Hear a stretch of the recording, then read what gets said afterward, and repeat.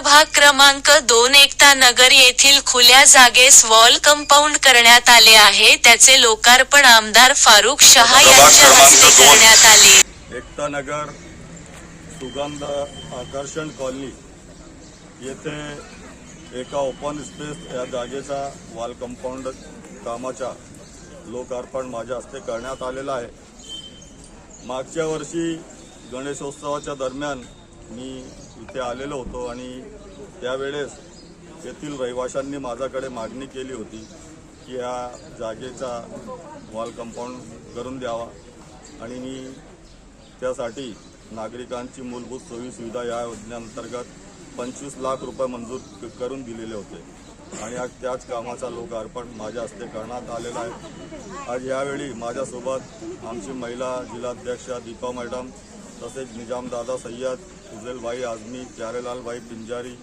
इकबालभाई Shah, doctor शराफत आणि या परिसरातील नागरिक मोठ्या संख्येने माझ्यासोबत उपस्थित आहे। आता कसं आहे बघा, मागचे जे लोक होते, जे आमदार होते, त्यांनी कुठलाच काम केलेलं नाही।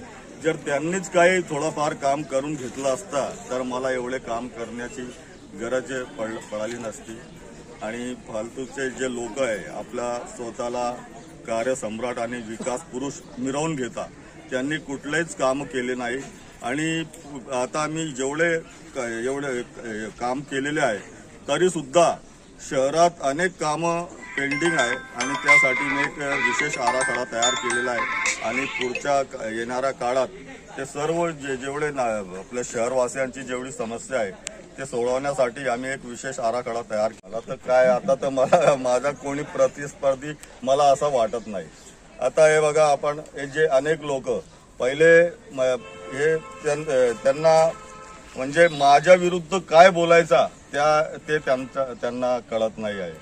आणि आता हा जे अनिल गोटे आहे, हा माझ्यावर जे आरोप करतोय, मी त्याला सांगतो की बाबा तुझ्या पोटात आत नाही, तुझ्या तोंडात दात नाही आणि कशाला तू माझ्या नादी लागतो रे बाबा। आणि तो अनिल गोटे जो आहे हा अब्दुल करीम तेलगीचा मानस पुत्र आहे। त्यांनी देशाची गद्दारी करून आणि हजारो कोटी रुपयाचा अपहार केलेला आहे आणि त्याविरुद्ध आता मी ईडी कडून दाद मागणार आहे।